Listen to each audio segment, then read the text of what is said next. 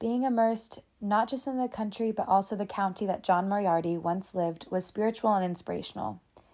Through the people we met and the readings we were introduced to, it felt like his spirit was there with us.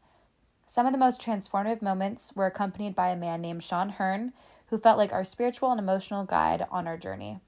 He is truly the embodiment of what John Moriarty wrote about and believed in. One day that truly sticks out in my head is when we went to St. John's Holy Well, located down a pathway from Menard Castle. It's a well surrounded by built-up stones and a horseshoe pattern with a flat rock at the base of the entrance to the well. The well also has 2 cross-inscribed stones sitting at the front and the back of the well, and it's filled with water you're able to drink. We all walked there silently as to honor the space and circled around it. Then Sean took out a mug from his bag and took a long drink. Initially, looking at the color and what was in the water, I wasn't sure if I was going to. From there on, we circled around it 9 times total, 3 groups of 3 to be exact. And when you felt confident enough, you could take a drink from the well. I watched a few people do it first, and after a while I figured, well, if they can do it, so can I. If we get sick, we'll be in it together. Watching everyone silently circle around the well felt very emotional yet beautiful for me. In addition, you are also welcome to take your finger and drag it along the cross almost as a form of baptism. I have not been baptized, but this is something that I decided to do in the moment, and I'm very glad I did. Looking back now, it started a spiritual journey for me that I was not expecting when going on this trip. After this, we went to the beach nearby, and a few of us decided to jump in the ocean. This experience reminded me of a quote of John's.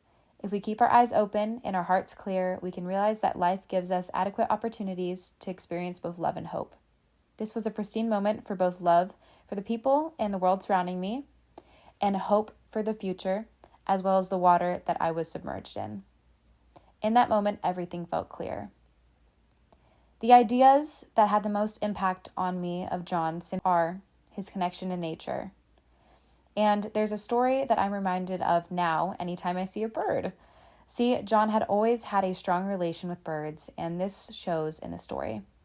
He had been going through chemotherapy and was losing his hair. And if you've seen a picture of John Moriarty, he has a lot of hair. And he was running his hands through his hair, I believe in the car, and the window was down, and pieces started coming out. He took it and used it for good, and he threw it out the window. And I don't know the exact details of this, but as the story shows, a bird picked it up and used it for their nest. And so taking his worst times towards the end of his life, and he still found a way to give it back to the earth. The next thing that I took away from this trip has been the simple act of noticing the things around you and allowing wonder to flow through you freely. There was a day that we were doing the Sleighhead Drive trip, and I remember waking up feeling so anxious that day because I get pretty car sick and I knew it'd be a really long ride. And I was very relieved when about 5 minutes into the drive, we stopped. We were at a all-girls school, actually. And I was wondering what we were doing here, thinking it had something to do with traditional education. And in true Sean Hearn fashion, we walked away from the school and towards something called an Ohm stone. As we stood here looking at them, he read us a quote. I had heard this one before, but it truly resonated in this moment when I was called to take a breath and notice the ground I was walking on. The quote reads, "More often than not now, I'd go off through the fields on my own.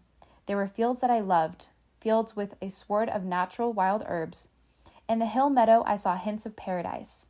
It was the only name I had for the flowers that grew there.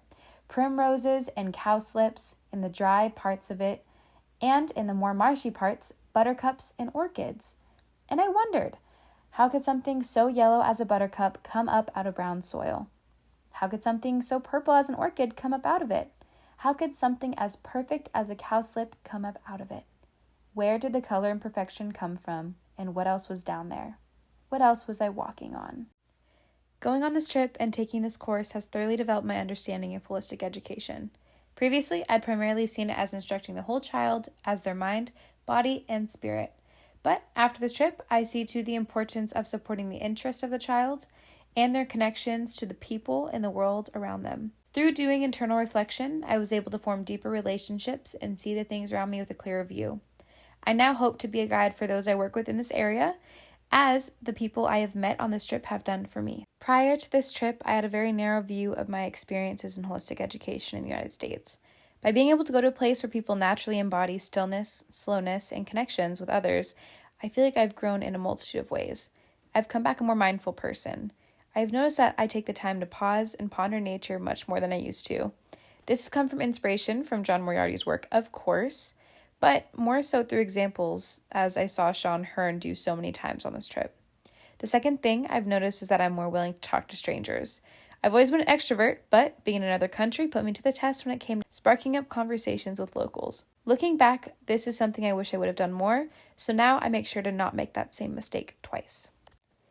I would like to end this video with one of my favorite quotes from John Moriarty, which reads, "When people ask me, are you happy? I'd say that isn't quite the question. The real question is, am I still growing? Have I become a finished creation? Am I dead, or am I still growing? Is my life still an adventure full of trouble, full of joy, full of pain, full of cataclysm? Am I still living dangerously? So, am I still growing is the real question."